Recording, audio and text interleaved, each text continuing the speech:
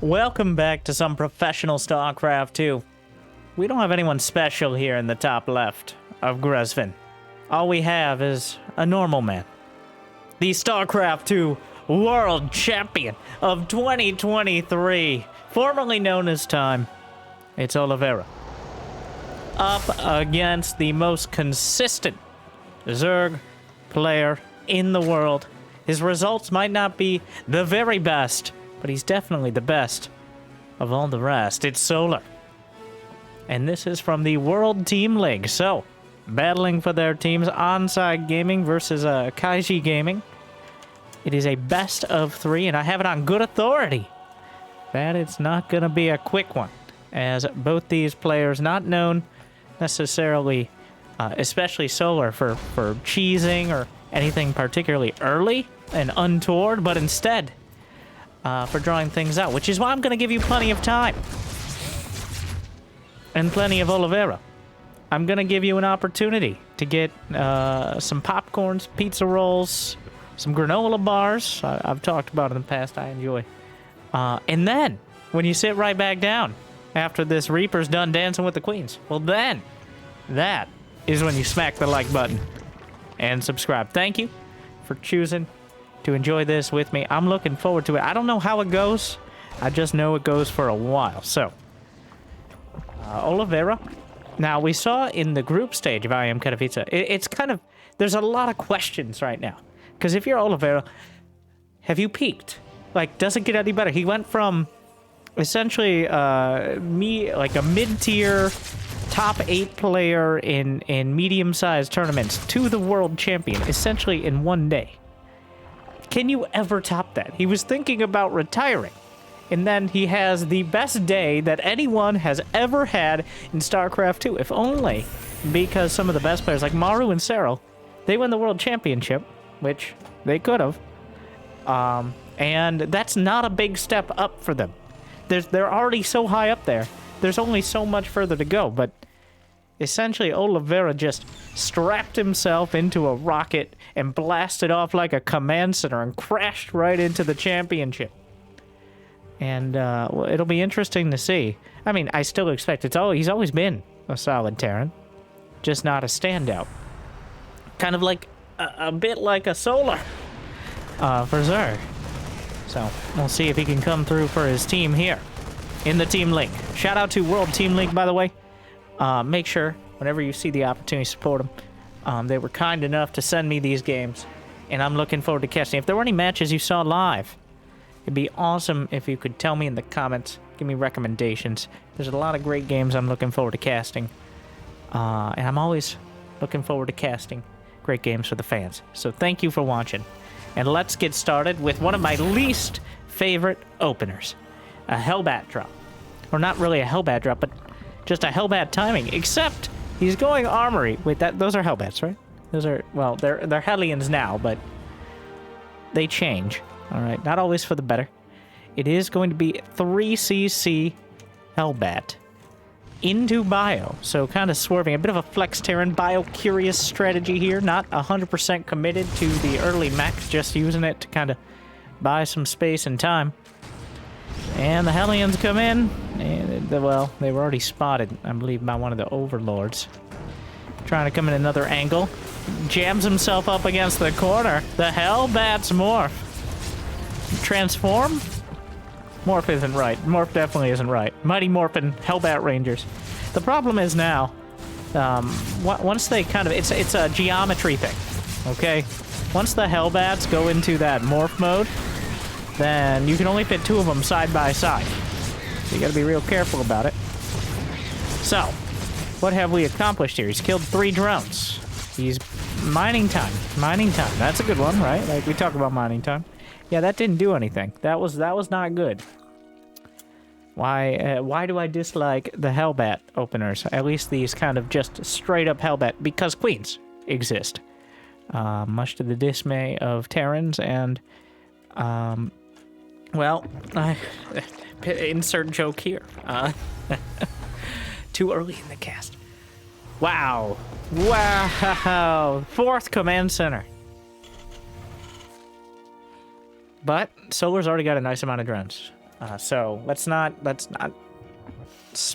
kind of glaze over that. As Solar, he didn't really take any damage to the Hellbats.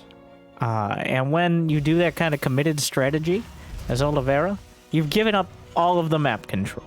Now Solar can do whatever he wants. So Oliveira's actually going to try to compete outright with the macro of Zerg. The only thing that might work out for him is Solar's not going to expect this level of greed. This commitment to building infrastructure and economy over his unit count. All Oliveira has right now is Stim. Not Stim, Combat Shield, +1/+1. They're not even there yet. It's over 7 minutes in. It's just this medevac play. Solar, he's already got a lurker den, a hive. So we're skipping, essentially sprinting, almost leaping into the late game here with very little of that big game back and forth with the medevacs, Marines, maybe a tank push. No, we just have the double Marine drop to try to exert some form of pressure. And there's really no way that Solar's going to punish him because he actually went for Roach Hydra. I think the Hellbat.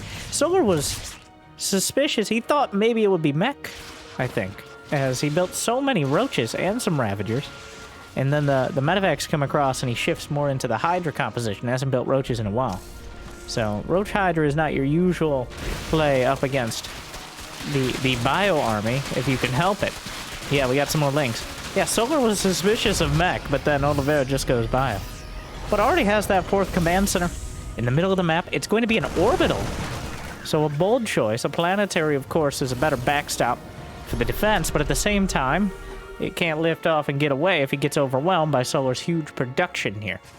So just sprinting into the late game, we got a Viper, Seismic Spines, Ghost Academy. On the other side, I'm kind of going back and forth to the production tab, but 2-2 is trying to catch up with the extent of the late game upgrades, but it looks like we're going to be maxed out with essentially everything we need, at least to have the 200 supply fights right around 10 minutes. 5 lurkers on the way. Already the Vipers could be gathering energy back at home. Solar setting up. Does he have a macro hatch? That's the one thing I think we're missing here is a macro hatch or two in order to boost the production. As right now, Solar's banking 1,000 minerals. He just doesn't... Oh, he does have the larva. He just doesn't have the supply to fill in. Oh, the lurkers are spotted. No, no, no, no. Run away. Those Marines having a bit... Freaking out just a little bit. The creep spread is already on Oliveira's doorstep. Of course, he decided to plant a command center as front lawn, so... Oh, here we are. Solar's maxed. Already has lurker range. 2-2. Hydra speed. Vipers with energy, but Parasitic Bomb comes out on the medevacs. It looks like one of the Vipers was sniped off here. And in the main, this double drop actually finding some decent damage. Lurkers. Wow, the Hydras didn't kill the medevac, and he's gonna, by that much, get out. The double drop comes in, slices through, gets a valuable Viper, and pulls Solar's army back. And this is one of the most key timings to pull him back, as there are now ghosts on the way. He's getting a 5th command center. Solar was winding up for a potentially game-ending blow. He wanted to just wipe Oliveira off the map, but that instinct to just get something out there, even if it is just a couple medevacs at this stage, is enough. And now a Baneling Nest on the way for Solar, realizing he might need even more to deal with this. There are no melee attack upgrades. The SCV's doing okay here. The ghosts in relatively high number already. We got 9 ghosts up against just 5 lurkers. Of course, a couple of them were sniped off there. The supply depot wall funneling the units into the siege tanks, Widow Mines, and ghosts. Now we're back to Hellbat production, it looks like. Oh my god, what are those Vipers doing? Solar, no! The most important unit here. The lurkers burrow, but the snipes in time. EMP comes out. Snipe, snipe, snipe. And a few of the lurkers taken down. Could use some medevacs to back it up. Still, the lurkers, don't ask me what sort of magical geometry skills are happening there for the lurker spines to go up into the SCVs on the high ground, but they are under threat from those lurkers. 2 more command centers on the way for Oliveira. as he continues to pile on the late game. 13 SCVs go down, leaving him with a nice enough number. Where? How many lurkers? There's only one lurker left. A whole bunch are finishing. They will burrow. They got adaptive talons done. It's just a whole bunch of Marines here. But they're buffering somewhat for the ghosts on the back line, which are sniping their way through the creep spread, making it a little easier for Solar to reposition in this fight. +2 mech attack is now done for Oliveira's siege tanks. More snipes coming out, and so far, Solar has lost 3,000 gas and 7,300 minerals, which is almost triple the gas and several thousand more minerals from Oliveira. Of course, we're still early days. We've seen so many long games on this map. There's still tens of thousands more resources to lose, potentially, before we get anywhere close to a conclusion. And right now, the state of the game, Oliveira needs to live. He needs to be very careful. Even though it looks like he's taking these incredibly cost-effective fights, there is still little margin. If he ends up losing a critical mass of ghosts, Solar can just roll it at the moment, literally and figuratively, especially considering those Bane. He has the income. He has the larva. He has the ability to, at some point, just run over the army if the ghosts and the siege tanks aren't able to participate.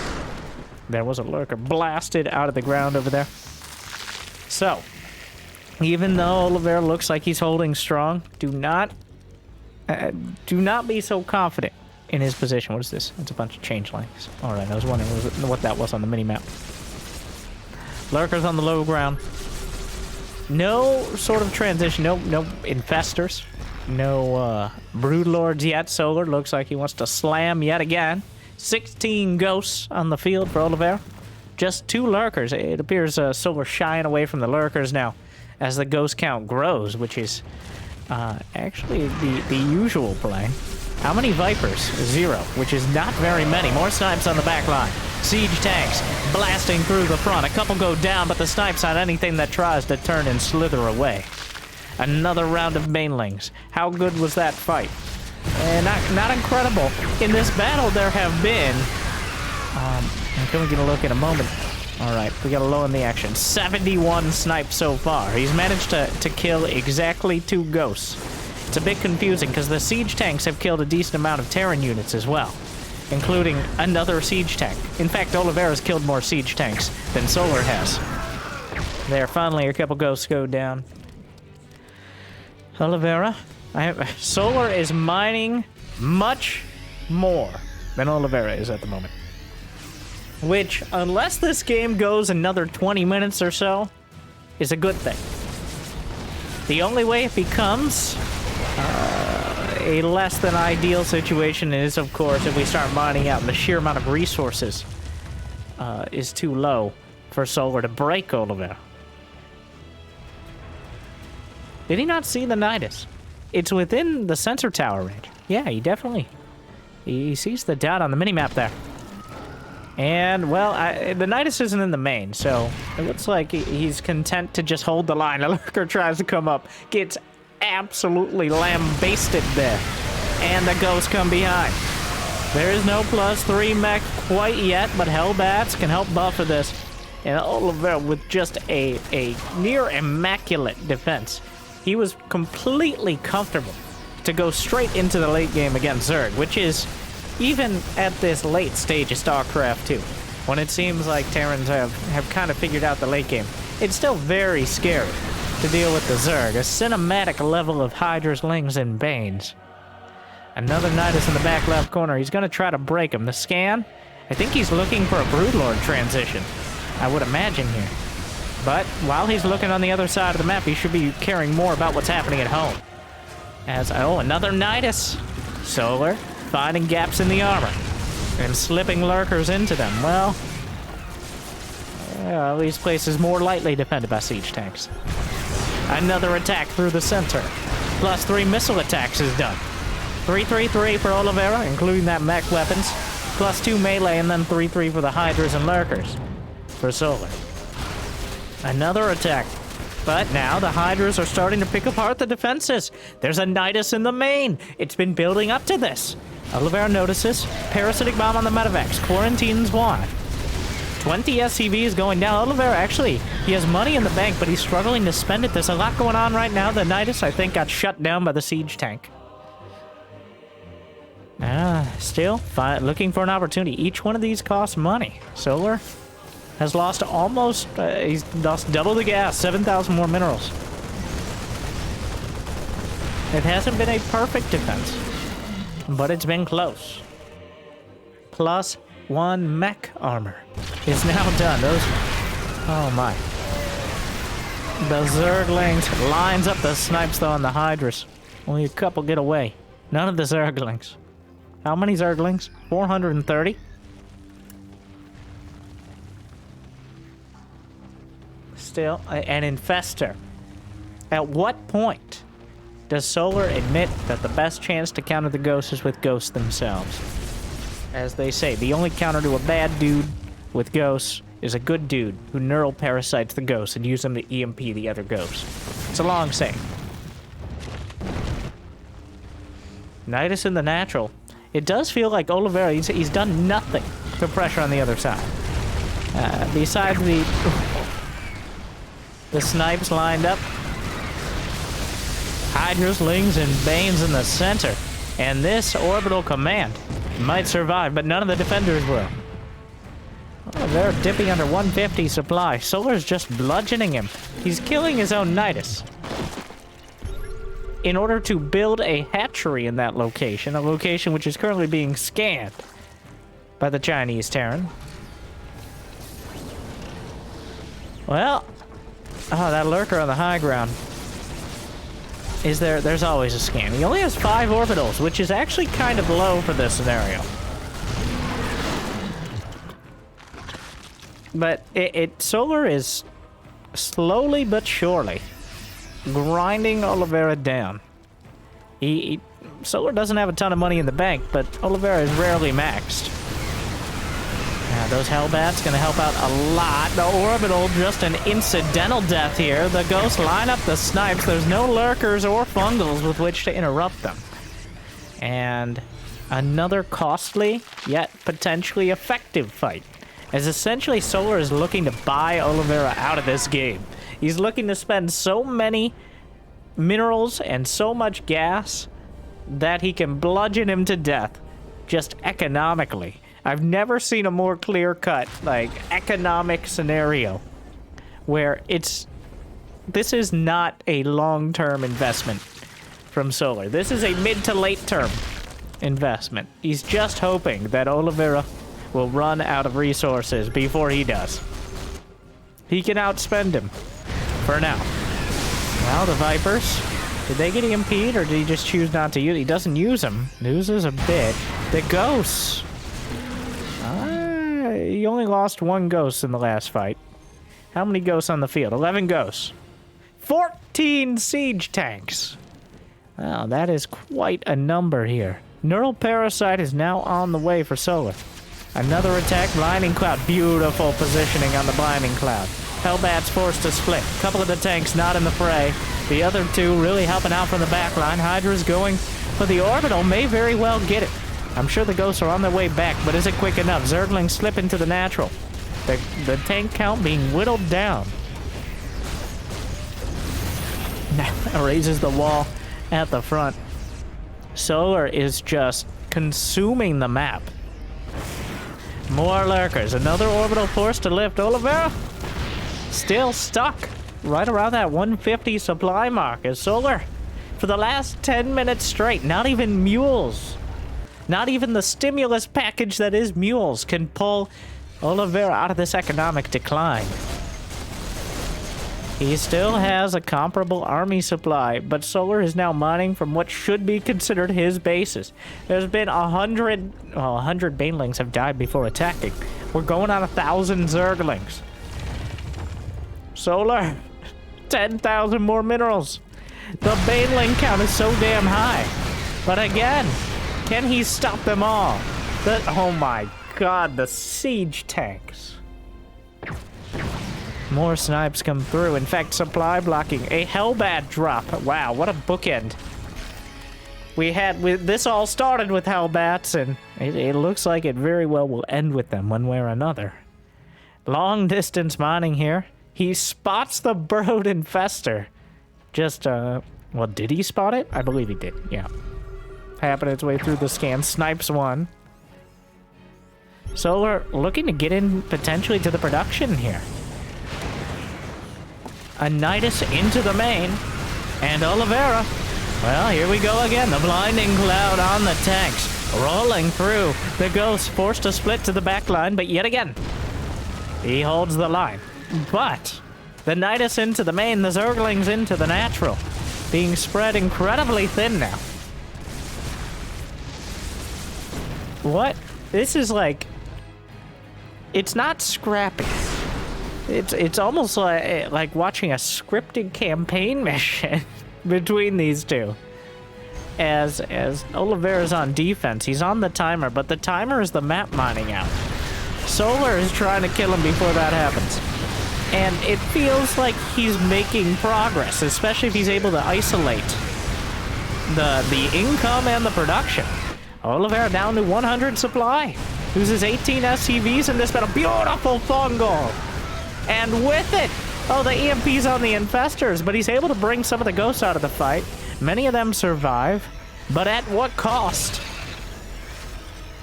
Now he's lost 16 ghosts, reduced to single digits. Solar has not very much gas in the bank. He's making a handful more hydrogen. He's making some extractors, which is probably a good idea at this stage of the game. Repairing that Liberator. How many kills? Liberator has no kills. It hasn't been that high. 26 kill tank, 24. I bet they all are in the dozens. This one back, 41. Some well-experienced tanks here.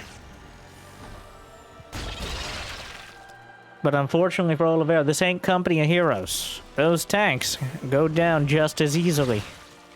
Especially with Mining Cloud, as the day they popped out of the factory, brand spanking new. Oliveira scans across the board. Solar on the mini-map, swinging in. Blinding Cloud on the first tank. An orbital command and a regular command center forced to lift. Lines up the snipes. The Banelings closing the distance. The Ghosts trying to hold the line. Another command center may burn. And Solar overrunning the tanks. The world champion on his last legs here. In game one. Oh, the orbital is burning. It looks like he'll be able to repair it, just barely. Solar continues to bludgeon him economically. He's trading far worse in a vacuum, but that's not where we play StarCraft. We play it on a computer, and that computer can do math. And that math says 1,000 Zerglings is fine. As long as you're... Oh my god, finally. Will he go ghosts? This is the moment. This is it. No, no, no. Watch the infestor. He doesn't have energy for neural. 5 seconds. Oh, this is it. Yeah. He just wants the ghost to stack up. All he's got to do is neural the ghosts. This could be the moment. The best way to beat a Terran is with the Terran. Oh, he's got 2. He can EMP all of the ghosts. This is it. He's killed so much. It's it. It's time. Do it. Don't you dare go through. Oh my god. Oh no, I am upset. I am not like, really? Unfortunately, Solar did such a coherent attack. Oliveira was just like, nah, that's too much. Even if he was just gonna fungal him, but oh, deny, a bit anticlimactic, but Solar just overrunning. Oliveira, he didn't really make he made no significant effort to push Solar away from those bases. He never really pressured the economy. And eventually Solar went full Zerg. I don't think Oliveira made any glaring mistakes besides the stylistic ones. But now that, for better or worse, looked like what you would have expected Solar versus Oliveira to look like before or during the World Championships. It does look like a solid Terran player, but didn't quite get a strong enough footing, and Solar's able to knock him off his pedestal. Game 1 goes to Onside Gaming's Solar. Well, that's why we play longer series. Overall, it feels like that's, I don't know how to describe it. It's so standard. Like, you put that one, it's like if you asked an AI to describe a late game Terran versus Zerg. Like a standard version. That's what it would look like right there.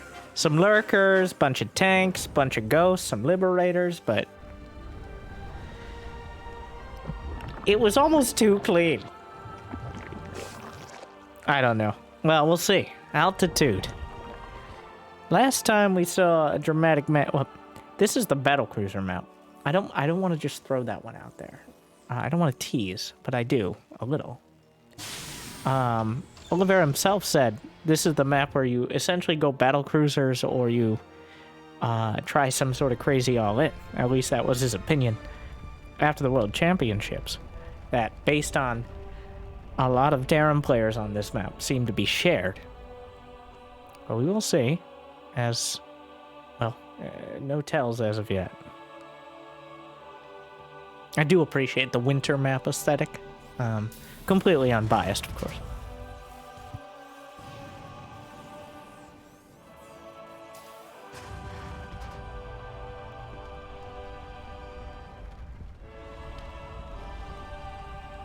Like and subscribe for winter maps.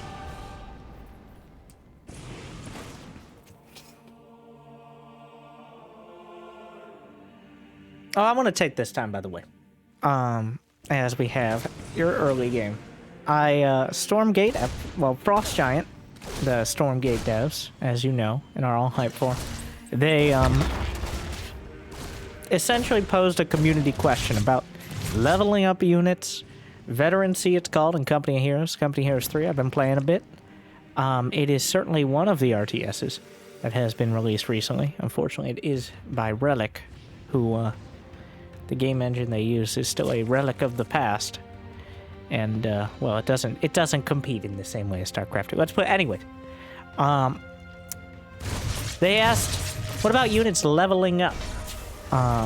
What kind of progression systems do you like? And some other questions. So before you answer immediately, the reflex of like, no, I don't like heroes. No one asking about heroes necessarily. But you can find that on my second channel, which I'm going to be using more and more. Not just for playthroughs like the Nightmare mode, but instead for gameplay from other games and StarCraft. You might have already seen some there. And for discussions like that. Pretty much until we get maybe some more concrete idea of what the gameplay and mechanics and general feel of Stormgate is going to be, aside from, you know, interviews and stuff like that. We're probably going to keep it there as this channel,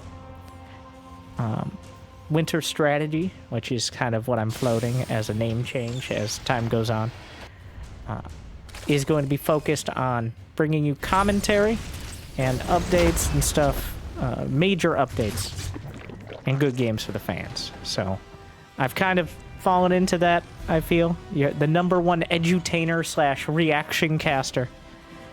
And #1, I mean, by the same name. But you can expect it for whatever the best RTS content is. That's what I plan on bringing you.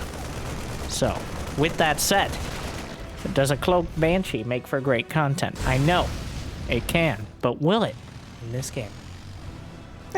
Pretty standard opener. We have the cookie cutter. Once again, we have straight out of the box, almost untouched Hellion Banshee versus 3-hatch into lair.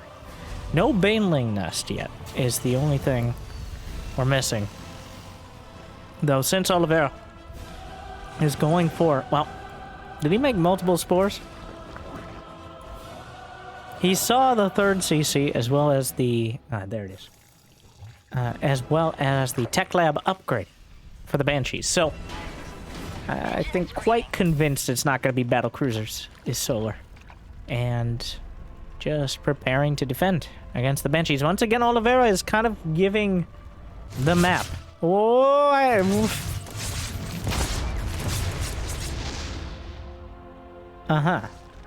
well, that happened. The Hellions got about as far as you could go before deciding against it. That was about the last second.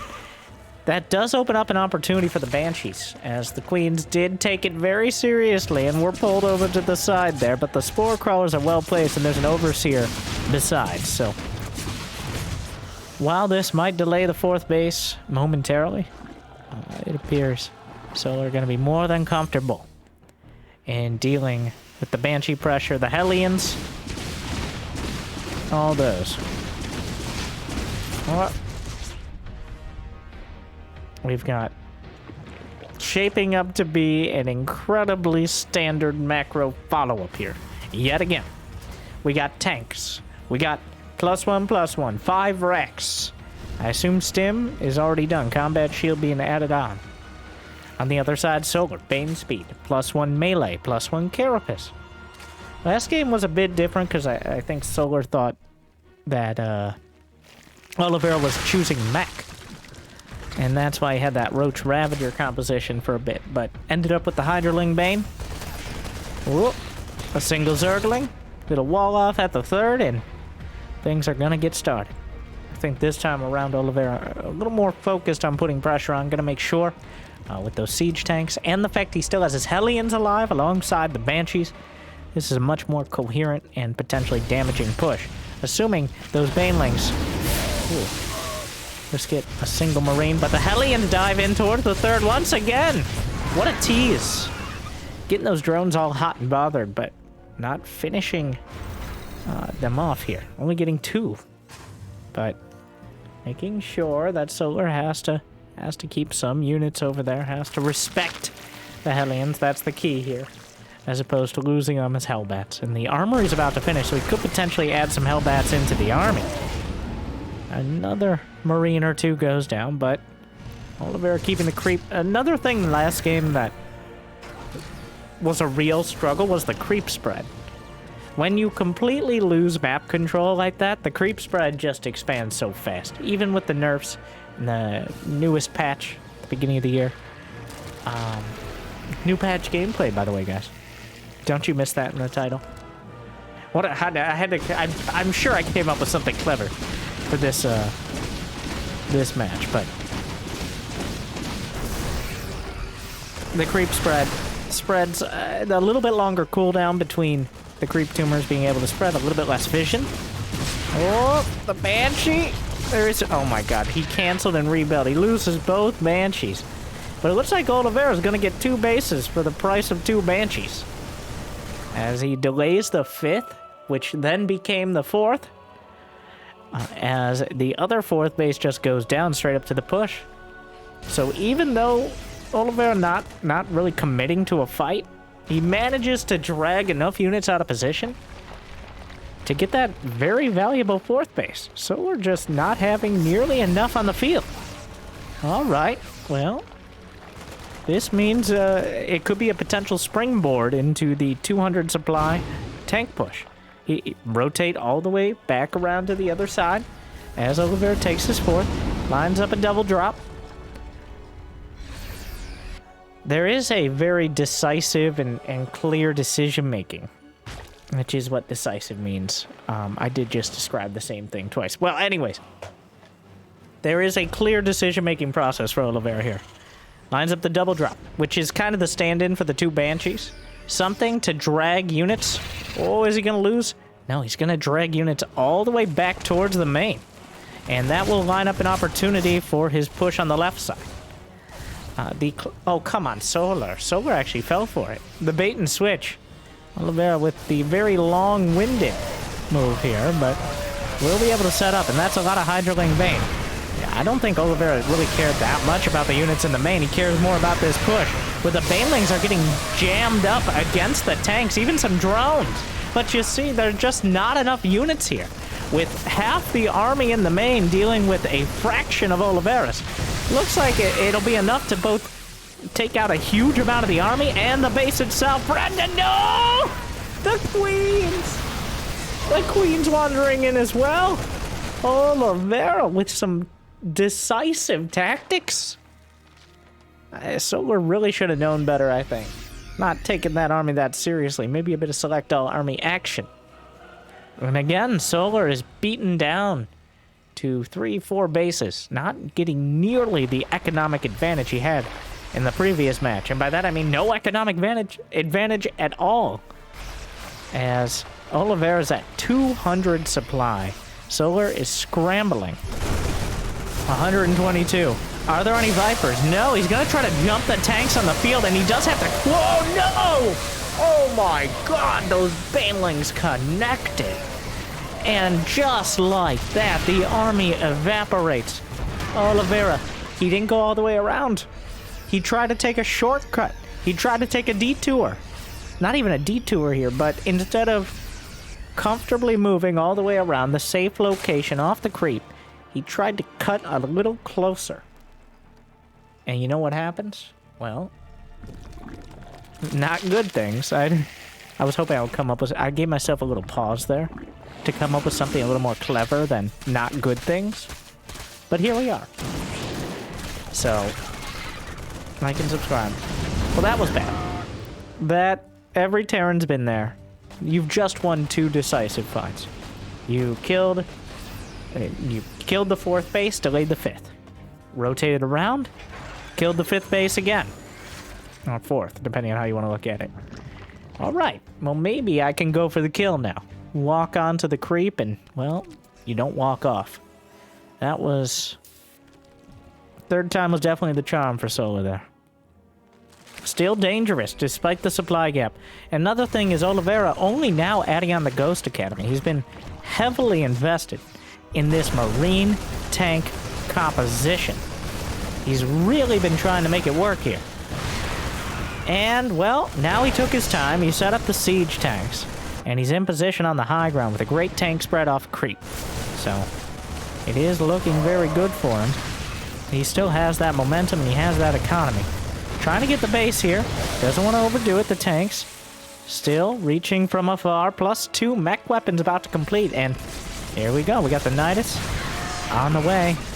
Yanks a tank into the fray. And those lurkers are out to play. We'll see what Oliveira has to say. As 2 medevacs will split from the army and have their day. Seismic spines completed. Ghost Academy is done. Well, Ghosts... Whoa! That siege tank did not get the memo. Missed its flight. That is... Well, that was a depressing death. The medevac's in sight by the time it died, but... Oh. Oliveira with a quad drop. A doom drop. I think it qualifies. A doom drop can be... 4 medevacs is the minimum. But in this scenario, I think it qualifies as a doom drop, especially since there's so much riding on it. He needs this to do something now.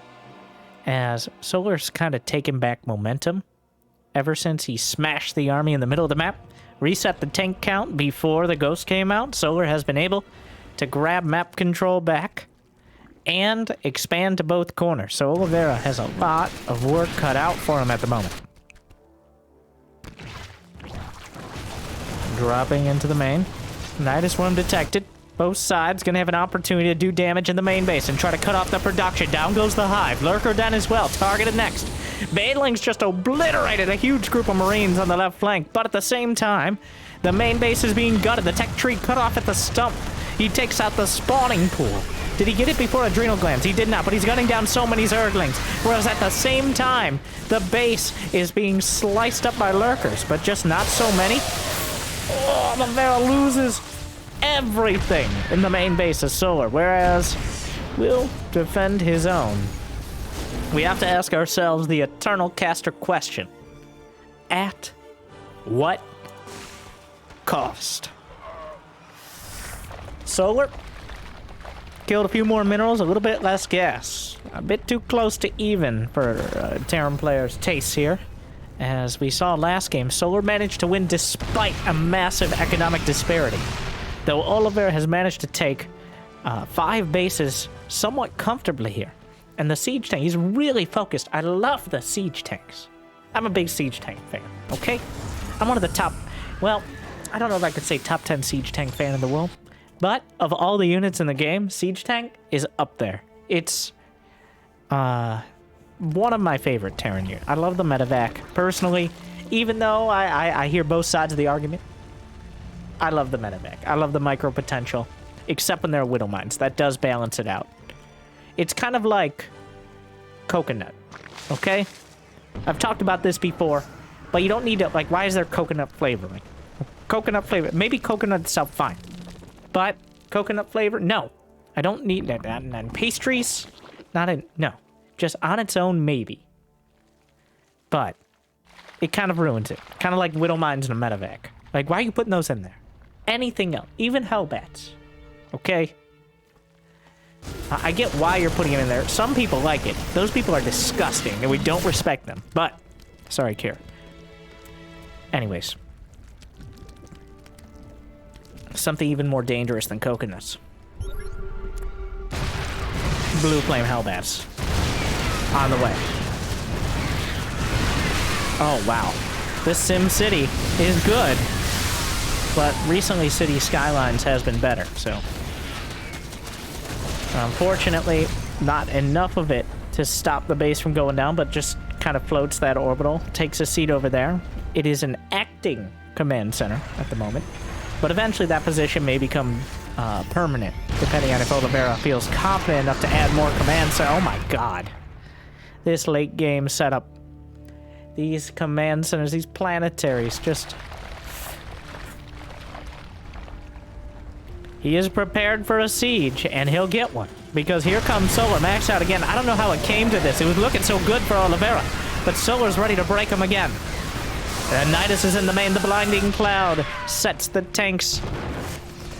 Or, blinds the tanks. A nuclear missile is on the way. We've seen him do great work with them before. Not so much for actually doing the damage, but at least zoning and distracting and anything else. But... it seems like it's taken a bit longer to get here, but once again, Solar's grabbing up the map. The income has shifted, this time towards Solar on the other side. The siege tanks helping out. There's no Vipers here, but there's not that much to back up the tanks themselves. There's not much buffer. There's no planetary. There's no buildings in the way. He's starting to cut through the tanks. Command center's going every direction. One command center to the right, the other one gonna sit right back down. 56 more Zerglings. A Nidus Worm on the left flank. But Solar is battering to... oh, God. There's burrowed Zerglings. Just land on them. They're too cute. It's starting to feel inevitable. There's just not... the supply gap is significant. Almost untenable. The nuclear missile in that top left isn't even... oh my god! Right there. That was so cinematic. That was amazing. This actually... no, Solar. Oh, I forgot it was Solar. Of all the people. Unfortunately, though, well, he's gonna start... he has a ghost, and it may very well be able to kill far more drones than the nuke did here. He has to come deal with that. And this may be the only moment for Oliveira to really reestablish himself. Still some tanks on the left. Still mining. There's only 49 SCVs, which means the army supplies are relatively close to even here.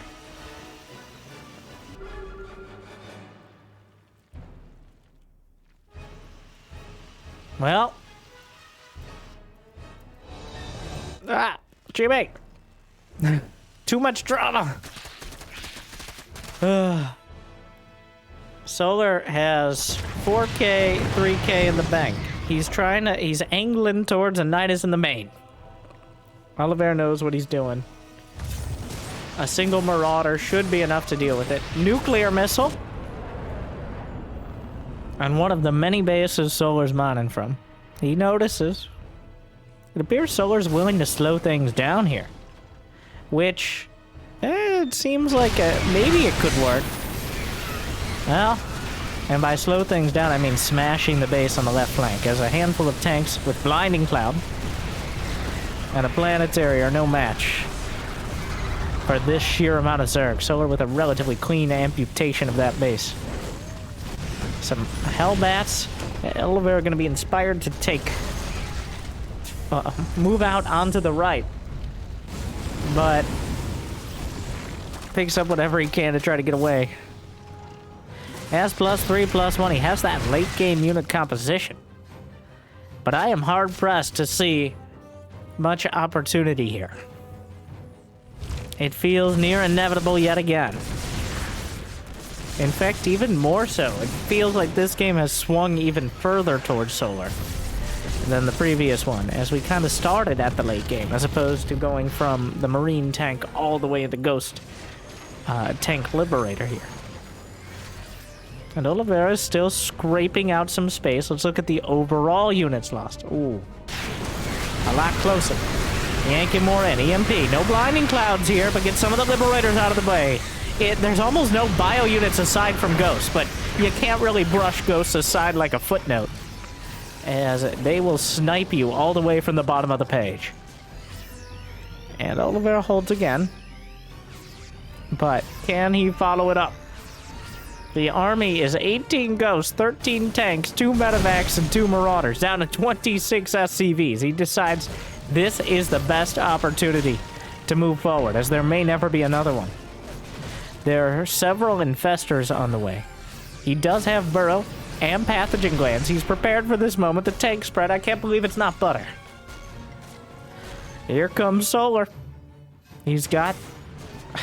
Does he still have Vipers? He has a couple. He burrowed Infestor underneath the tanks. Does he have a Neural Parasite? He does. Wow, what a screen that is. He sees the gold. Oh yeah, he got the gold. He took down the rocks. They destroyed the watchtower, and then he destroyed the rocks in order to unlock the gold base. A Rube Goldberg machine, with a gold base machine, if you would.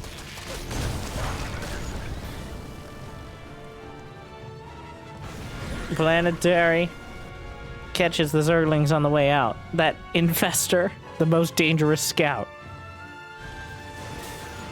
The tank spread looking great. Here come the... Oh, he blasts. He happens to get the Infestor, but the Blinding Cloud takes about half the tanks out of the fight. The Ghost trying to find an angle with which to stay alive, but for now, the Banelings will crash through. Does he have enough to survive and snipe back? The supply just plummets, and this feels very much... Oh, and he sees the Infestors, throws some EMP. It's one of those fights where I guess I can't GG because I won the fight, but he has so little left. Solar refills. Oliveira diligently will fight it out, but... Another round of Zerglings comes in, and... Well... Well, unfortunately it wasn't that day for the normal man. It was looking like a normal day. And Solar, with some solid Zerg play, is able to overrun him. Still, fun to watch. Cinematic. But inevitable. No dramatic turnaround, no tactical bathroom break this time around for Oliveira, as Solar takes his team a little bit further with a 2-0. What games from the World Team League should I be casting? What games can't I miss? Thank you for watching. I hope you enjoyed. I hope I made your day, a decent chunk of it, a bit better. I'll see you next time. Check out this video. Jimmy put that one up just for you. Don't make his work go to waste. He really struggles. Okay. Thank you for watching. Good luck. Have fun. I'll see you next time. Stay chill. What was that?